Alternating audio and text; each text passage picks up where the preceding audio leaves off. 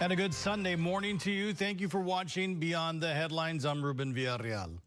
After a months-long process, the search for the new police chief is almost complete. On Thursday, each finalist gave their final pitch to be the next Laredo Police Department chief of police. One by one, each candidate made their case to City Council. Council members listened to each finalist and had the opportunity to ask them questions over their background. The first two candidates that spoke, Tom Whitten and Andy Harvey, are finalists that come from outside of Laredo. The other three, Manuel Maciel, Miguel Rodriguez, and Ricardo Gonzalez, are currently employed with the Laredo Police Department. Now, City Council is expected to hear the city manager's recommendation on Tuesday during the regular City Council meeting. Of course, Monday's a holiday, so they'll meet Tuesday, and the council's decision is expected after a deliberation. And that's where we're going to start our discussion this morning. But first, let me introduce the panel. I'm going to start with our KGNS News Director, Jerry Garza. We've got KGNS political contributor Sergio Mora, and we've got KGNS anchor and investigative reporter Mindy Caso. And joining us this morning also is council member for District 5 and a police officer himself, Ruben Gutierrez. Council member, good morning. Good morning. Thank you for having me here. Thank you. Appreciate it. The process, council member, very similar to what we saw with the city manager search. Are you satisfied with how this went and has gone so far? I am. It was a really good process, a tedious process for everybody that applied for it. They brought us, or the company brought us, these 5 individuals that were here.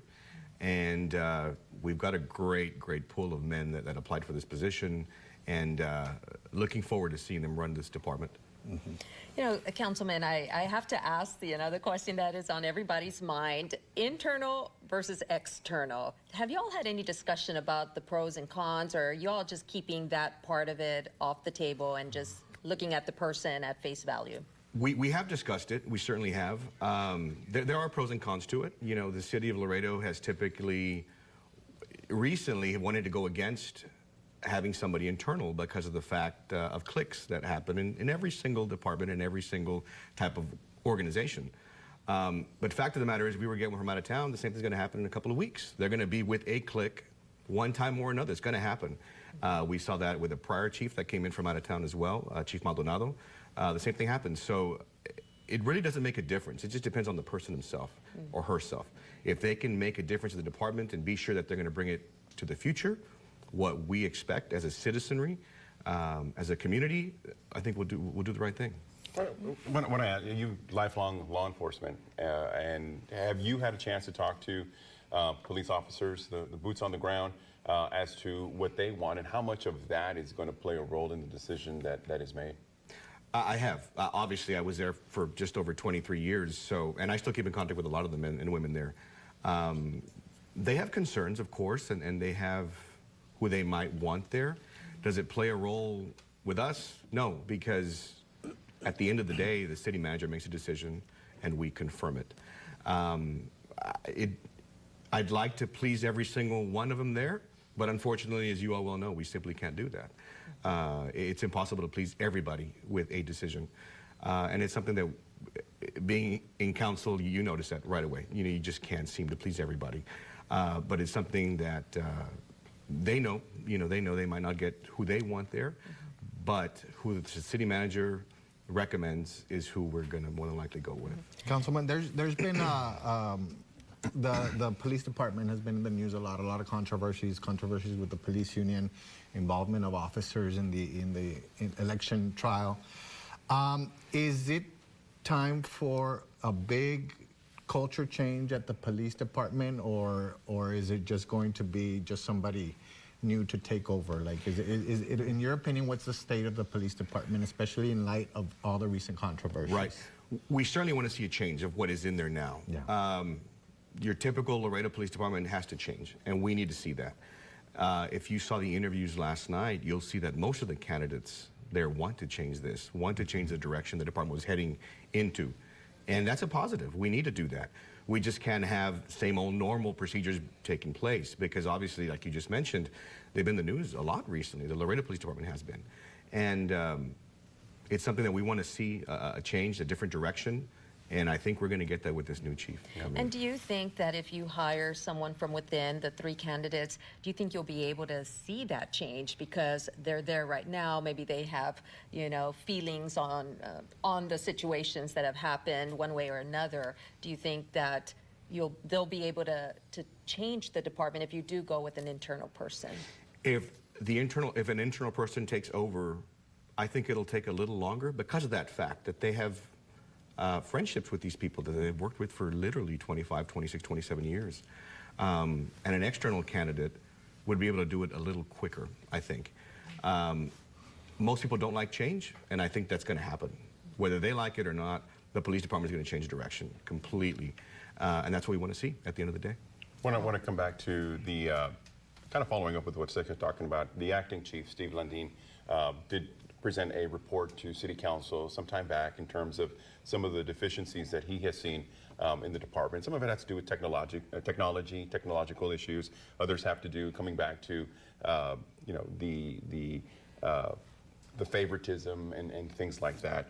How confident are you that, regardless of who's chosen, that those things are going to be able to be addressed from day one? And would you even want those things addressed from day one, or are you going to use that as a blueprint to move forward, or you can just have the new chief kind of come in with make his own assessment? From what we heard last night, they're going to come in with their own plans and do different things, and that's a good thing. The police department has a matrix system to where any officer, has a misunderstanding with the public, where the public comes in and complains on them, then they have a matrix system that they work upon. So we just want to be sure that that matrix is being used on every single officer, regardless of rank, regardless of friendship. It needs to be done that way. It needs to be done across the board specifically. And that's one thing that we've emphasized over and over again. We want to see that happening. We just don't want to see favoritism happening in the department anymore. How do you deal with the perception of favoritism, though? How is that tackled? I think if we put it out to the public a little more so, get the public a little more involved. Several individuals last night during the interviews were talking about bringing in the public as an advisory board. And I think it's a phenomenal idea. It's a great idea to finally involve the public with the police department and what they can and can't do, and if they're doing procedurally things correct. And I think that's a really good thing. And I think it was 2 to 3 candidates that brought it up last night, and it's a wonderful thing to do. Well, if you all do, or if Mr. Nebb does go in the direction where he does hire one of the 2 outside Laredo candidates, the 3 candidates from inside the police department, you think they'll be able to continue working there, knowing that they were kind of passed up? Because they're very good candidates. They're excellent. They are. All 5 of them are excellent. We have a phenomenal pool. These 5 candidates are top-notch. Anyone that Mr. Nebb recommends to us is going to do a phenomenal job, as far as my opinion is concerned. They all have great accolades. They really do, and they look phenomenal on paper. Speaking on them on a one-on-one basis, they're really good candidates. They really are. If the city manager recommends somebody and the majority of the council does not agree with the selection, then what happens? He would have to go back and recommend to us somebody else. Well, Yes, Do you see a scenario like that playing out? I think Mr. Nebb's been in office for about 5 months now, so you've kind of had an idea of being able to kind of get a feel for how he works and how he operates. Any chance that may happen, or do you all look like you all are in step here, lockstep? I really think all of us will go in his direction. He's been here for just over 7 months now, 6, 7 months, and phenomenal job. He really has done a great job, and he's got a great head on his shoulders. That's why he's here. I mean, that's why we brought him here. But I think his recommendation is going to be a good one. Mr. Nebb will continue to talk to them, to the individuals that have applied for the job. We all got to hear them last night, finally. We met them the day before, or some council members did. At the end of the day, I think we're going to go with what Mr. Nebb recommends. Councilmember, final question. Social media seems to think there's a favorite in this race, that there's an inside pick already. Any truth to that, and where does that get started? Where it gets started, I haven't the slightest idea. I don't have any idea. I will tell you all this. There's been no decision made, none whatsoever. When this started coming out, because I saw it myself or it was sent to me, we hadn't even met the outside candidates yet. You know, we hadn't interviewed them, we hadn't spoken to them, hadn't met them. Absolutely not. We wanted to make sure that everybody had a 100% chance to get that job. Whether an external candidate or an internal candidate, we certainly wanted somebody that can take this department to a better place. All right. Councilman, thank you very much for your time. Thank you all so much. It was a pleasure, guys. Thank you. All right, when we come back, better safe than sorry. That was the idea after tens of thousands of students all across South Texas were dismissed early from school last Monday, all because of a security threat. Our panelists share how they got caught in the middle. That's after the break.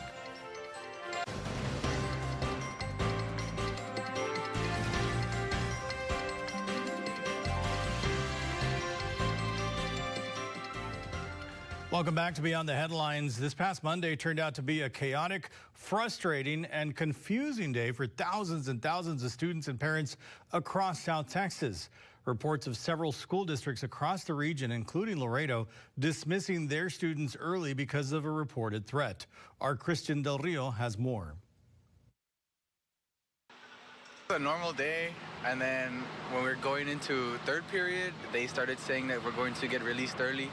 And everybody was really confused, and then everybody started getting text messages saying there's threats. Students all across Laredo led out early Monday afternoon. Crowds of students walking home and lines of parents rushing to pick up their children. A wave of confusion and frustration and panic looming outside every school campus in Laredo.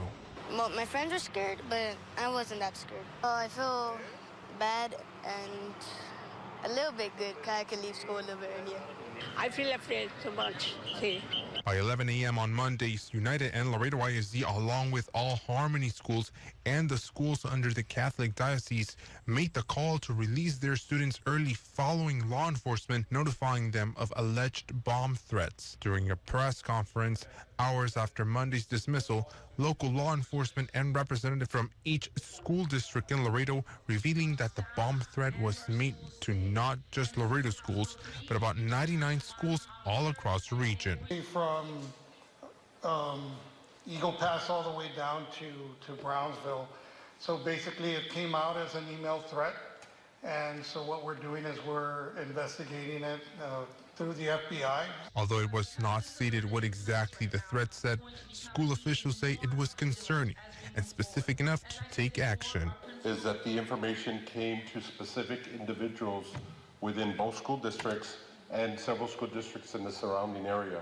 We met with federal law enforcement agencies this morning. They could not give us a definitive answer whether it was credible or not. It was a medium threat, and so we felt that in an abundance of caution that we went ahead and did this decision to early release. The decision to release students early allowed for law enforcement to sweep campuses for any possible bombs, explosives, or any threat. Acting Laredo Police Chief Steve Landin saying nothing was found at any campus. It was just a threat. None of the schools reported seeing any devices that created any suspicion. But out of an abundance of caution, we chose to go this route as a team. The FBI is handling the investigation. Even though it was just a threat, Monday's events left a mark on several students, parents, and teachers. I don't know why somebody would make a threat like that. I mean, the school really does what it's supposed to do. I mean, like, everybody just comes here and it goes through their days. I don't know why anybody want to hurt somebody like that. For KGNS News, I'm Christian Del Rio. Thanks, Christian, and that'll be our next topic of discussion here with the panel on Beyond the Headlines. For something that was just a threat, this was a big response. There have been bomb threats before on campuses. They don't do what they did this time around. What was different about this particular situation that everybody decided to release the kids early? I think that's going to still be the investigation, right? Unprecedented move. I don't think any of us have ever been through a situation where all the schools were let go because of a safety concern. Now, we've all gone through the weather and those types of issues, and we understand, okay, the weather, there's some level of anticipation that the schools may or may not do something, but this was unprecedented when it comes to a safety concern. And then we ended up finding out that there was multiple bomb threats that were placed all across South Texas, and some of these schools, these school districts were included in that. Fortunately, nothing happened, right? And I think that we are all grateful that things were put into place. But I also will say this: I think there was a lot of deficiencies that were exposed because of this. And look, we all live in this day and age where stuff like this happens. As much as we hate to say that this is turning into norm, it kind of is, right? And it's a sad state of affairs. But a lot of deficiencies were exposed, and I can tell you as a parent, not necessarily as a journalist, but as a parent, just going through it, there was not the smoothest. Not the smoothest process to go by, and I know the school districts are this is new to them too, right? But I hope that they take a lot of this and learn from it, and do better. The traffic was a mess. And it would appear that the information from the top was not getting down to the bottom, to the school districts and to the individual schools, because instead of making things more efficient, they were doing things that were making things much more inefficient and just exacerbating the problem. And you know this because you were the one caught in the middle. And look, I can go into the examples, and look, between me and my wife, we had to pick up kids at 3 different campuses. Right, and a high school, a middle school, and elementary. Right. And I'll just give you one example before I let you look at one of the elementary schools. We already the order had already come down that the schools were going to be let out. Obviously, parents get there a little early, because they want to get in line or whatever. If you know that the kids are going to need to be released, they were making parents sign in on a computer and then making them go through security to get the kids out. Whoa. So in the meantime, the lines are backed up to where. Wow. And instead of just saying, you know what, the order's been down, the parents are going to go just start releasing them. They were making things much worse. And so that's where I say, a lot of the information from the top doesn't get to the bottom, and I would hope that at this point we can learn a lot from it. Hopefully it never happens again, but if it does, this is now part of the playbook. You bring up a great point, Jerry, in that there was so much lack of knowledge in that the parents, the whole city didn't know what was going on. And it turns out that at the same time, there was some other news going on. So sort of it filled the vacuum and made things way worse. Social media just exploded with the rumors and, and the coincidence of that, be on the lookout, the bolo, coming out at the same time that this happened just fueled the anxiety and the fear in parents and just made it so much worse. And you're doing it because of a bomb threat, because of a safety issue. You're actually, because of the inefficiency, keeping more people on campus. I thought the whole point was to get them out, and because of the inefficiencies, you're actually trapping more people in there. Like I said, I just hope we learn from this. Lord, I hope it never happens again. But interestingly enough, Jerry, those protocols came about because of all of the school shootings, and they're doing what they were told. And it's kind of like this is what I was told, I'm going to do this. Right. So they were signing people in because that's what they're supposed to do, but obviously it might works have been against the right, you. If there's a bomb threat, then you want to get people out immediately. And I think that's where the fail happened to a degree. But I think a lot of it has to do also, and a lot of it has to do with just plain old common sense. And there is a deficiency of it because and again, I talk as a parent at one of the other schools that I had to go pick up. They were they were letting kids go, but they were just saying, okay, who are you here for? They're writing them down. All right, kids, get them out. And I do the compare and contrast between one campus and the other campus. And that's why I say the information didn't filter down, or I think they need to give the campuses a little bit of leeway to be able to do, hey, what makes sense to be able to do what it is that we are trying to accomplish. And sometimes little common sense can go a long Because that way. person is just going to say, well, I'm just doing what I was told. Right. But somebody needs to be able to tell them, look, that goes out the window right now. My big concern here is, so now every time there's a bomb threat, everybody's going to be released. Obviously, people that are with malintent are watching this and saying, so this is what I have to do to get everybody out of school. So, and it's funny you mentioned that, because Zapata ISD, remember, did not let their kids out. They kept their kids there and I think swept the schools. It was a coordinated bomb threat across South Texas. It wasn't just targeted at one school. It was all, what I think was 70 school districts or something across 99 schools in total. Yeah, and the threat was just a very generic threat that just said explosives to be found at South Texas schools. Yeah. But you're right. I mean, so if that worked once, what's to say that it wouldn't happen? And unfortunately, a bad incident has to happen for the law enforcement to learn, for the school districts to learn. And luckily, this was a bad incident in the sense that everybody was panicking and so forth, but nobody got physically hurt. But they have to learn from this incident now to do better when there is a next incident, because there will be. No, there will be. I mean, we know that.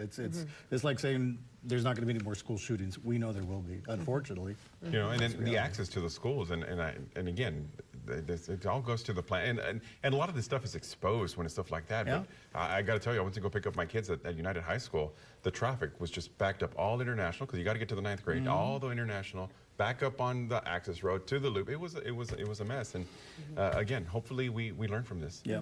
All right. When we come back, it's the one thing our panelists cannot stop thinking about from the past week. All right, welcome back to Beyond the Headlines. It's time for the one thing our panelists cannot stop thinking about from the past week. Jerry. So everybody who knows me knows that I am an astronomy buff. I love all things astronomy, and you know, the internet and social media was full of pictures from this past week's blue moon. There's some great pictures. We have some video there. This is just some of the video. There was just some great moon shots, like moons in the sky, of the blue moon. It was just so beautiful. And again, blue moon comes from, it means rarely. And so this is when we had 2 new moons in the same month. So, and it was also at the closest that it's been to the Earth. So, is it 2 new moons or 2 full moons? 2 full moons. Moons in a month, 2 right? full moons, yes. Wow, that is neat. Those pictures are beautiful. Those are great. Those are pretty. Wow, like a big pizza in the sky. Now you're making us hungry, Mindy. Serge? Well, everybody obviously knows the technological revolution taking place with AI and all the implications. Well, the same guy, Sam Altman is his name. He's the founder of ChatGPT, OpenAI. He came out with this new crypto coin named WorldCoin that is given out to people who have to agree to get their retina scanned by this orb that they came out with. It's the size of a bowling ball.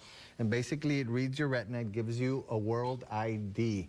And supposedly, the purpose of this, especially with AI coming online, people don't know if you're talking to a real human anymore.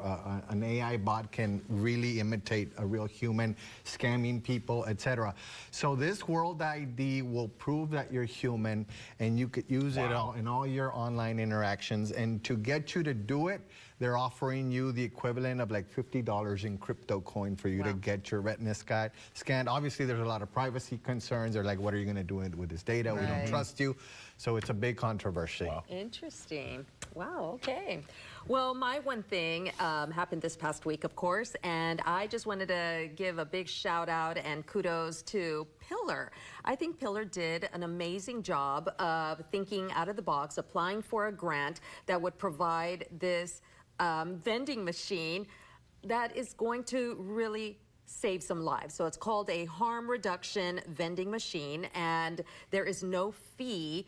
You need to be a patient of Pillar, though, so you would register for Pillar, and you would be able to have access with the items that you see on the video right now. So there's going to be safer smoke kits, Narcan, wound care, medication-assisted treatments, hygiene kits, safer sex kits as well. And, you know, these are things that are usually taboo to speak about. You know, no one wants to mention things like this, but Pillar is putting it out there, recognizing that these things can save lives, and now they're making them available free of charge. So you would register with Pillar if you feel you need one of these items, and you could save a life. I hope it takes like the wrinkled dollars and doesn't kick them back. And just want to mention that they did put it up at the fire station number 3 on the corner of Garden Street and San Bernardo. All right. Well, my one thing is something that we talked about this week. Police pulled over a driver with an unusual passenger, to say the very least, a full-sized Watusi bull. His name is Howdy Doody. How did he manage that? It took some creativity. The Norfolk Police Division responded to a call of a man with a Watusi bull in his passenger seat. What? And the vehicle was big enough. Well, technically, the occupant of the vehicle was identified as Lee Meyer of Nilai. The Watusi's bull, as I mentioned, Howdy Doody. He was pulled over. I think they gave him a warning. What I'm curious. You can't well, I have don't a know. bull I in mean, your that's car? what. I hope You can't. At the very least, it could. And I'm not even going to say anything after that. Wow. Thanks, Jerry. Thank you, Serge. Thank you, Mindy. Thank you for watching. Have a blessed rest of your Sunday.